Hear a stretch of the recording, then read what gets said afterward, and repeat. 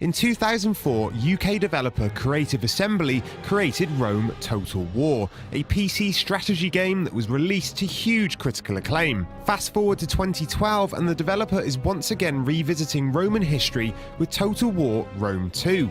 But with a release not due until 2013, there's a long wait until eager fans can get their hands on the game. In the meantime though, how about a look at the game in action? We sat down with James Russell from Creative Assembly for an exclusive first ever look at the battle gameplay from the new Total War Rome 2. 2 years have passed, and the walls of Carthage still stand, and they will continue to stand while Rome relies on ineffective commanders and a rabble of broken men. We are wasting coin and men on a futile... Rome must command respect. We must command respect. Respect will not feed Rome's people.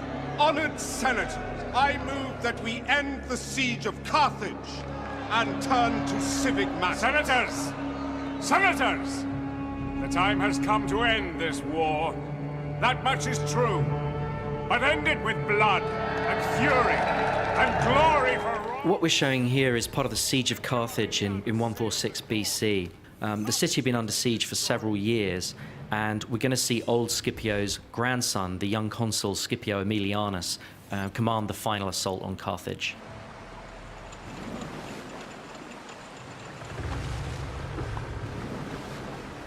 Consul, the fleet is ready. Burn the city, Tiberius. No prisoners, no mercy. Kill them all! Yes, Consul. Forward! You know, we've got Scipio here commanding the Roman fleet approaching the beach. So you can see there the huge scale of the fleet, and the fact that we've got multiple ships per unit, which really adds to the sense of scale. And here's the Roman fleet approaching the beach. So this really showcases a new battle type, which is a combined battle. So you've got naval forces and land forces in the same battlefield. But not only that, you see the men on the ship disembark to fight on land. And so here they're approaching the beach, and they're going to disembark to join the siege. And the combined battles really add a load of gameplay in terms of, you know, cat and mouse around the coast and the defense of the beach versus the defense of the city. And we're really experimenting with different ways to make that gameplay work really, really well. So here you see the guys disembarking onto the beach. This is, you know, what we're trying to achieve here is get a real sense of almost the Saving Private Ryan of the ancient world. So we really want to get the camera down and get that sense of that darker vision of war, where you really make this human scale of battle come alive, and it's part of that darker vision of war, a more gritty, realistic feel to the way the battles work. Here you can see the shipborne artillery as part of another feature of combined battles. Obviously, you can have, you know, artillery on ships as well as on land, and these artillery pieces on ships bombarding the city. So, as I said, huge epic city environment there, because this is the capital city of your great enemy here, and we really want to make the city feel like it's been under siege for several years. So it's a kind of darker view of a siege war. It's not, you know, a kind of fresh city that we've had before. It's damaged, it's worn, it's dark, it's smoking. We want to make this approach feel apocalyptic. This approach to the final battle for one of your great enemies. We want it to feel apocalyptic.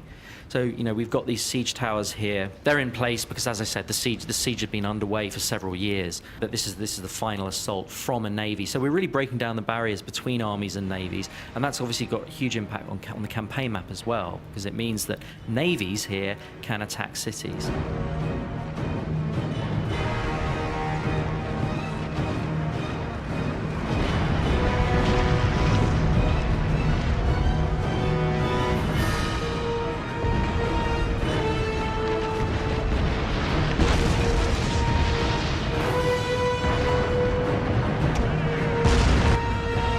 This is the tactical view, the tactical overview.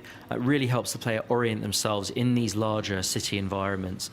We don't want the player to be controlling the game from this perspective. It's really an orientation tool. We want the player to be able to understand what kinds of because there are very specific relationships in terms of, one particular unit might be strong against another unit, but not against the third type of unit. We want the player to understand what's going on the battlefield. We want the player, particularly in terms of the spatial awareness. We want the player to be able to understand what's going on and see threats and where they're coming from, but absolutely not to control the battle from that perspective. So this is an example of our unit camera, and we're really experimenting with ways to get the player down into the action. Prepare for battle, men. Remember, we fight for Rome! Attack! Destroy them! Rome! Glory! But it's part of humanizing the combat and really bringing out the idea that these thousands and thousands of men, each one is an individual fighting his guts out. And so we've got things like facial animations, emotional interactions between men that really helps bring out that sense of warfare at the human scale as well as the ground scale. This huge city obviously has multiple capture points. That's something we haven't had before. Where previously you'd have a core battle for a central plaza, but Carthage here has several different capture points, and that means that the gameplay is completely different inside the city. You've got a much better sort of sense of cat and mouse because you've got a reason to have multiple breaches so that you can capture different points. The defender isn't just incentivized after a breach is made to pull back into the plaza and you get this kind of mosh pit. No, instead we've got real cat and mouse gameplay. You've got to defend multiple points. The attacker can do lots of different things. They can concentrate on one point or move to another when they sense weakness. Here you see the Roman fleet coming into the Carthaginian harbour. Again, the whole combined battles adds to that richness certainly in terms of a coastal city.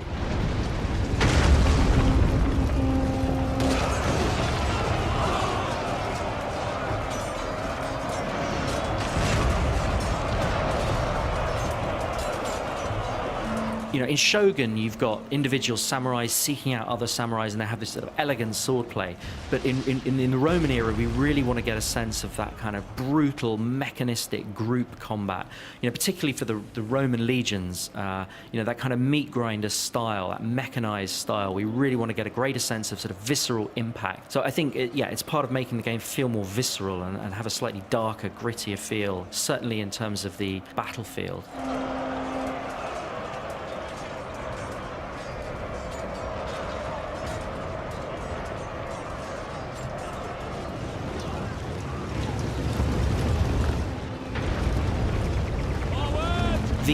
The Total War engine, over the years we've learned so much about how to get really optimize the performance in terms of being able to deal with thousands and thousands of men on screen at once, and the fact that when you zoom in you get a huge amount of detail.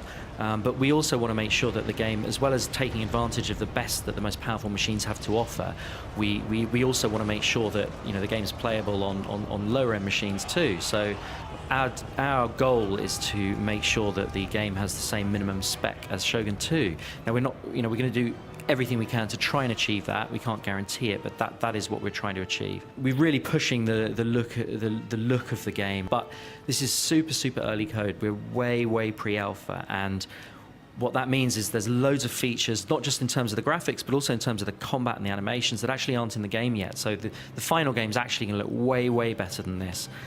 We're working our guts out on this game, and we're determined to make it the best Total War game ever. We've got a huge budget for the game, about 40% bigger than anything we've done before. So we're absolutely determined to make it the most epic Total War title ever. The bad news is we're not going to be releasing until the second half of 2013, so late next year.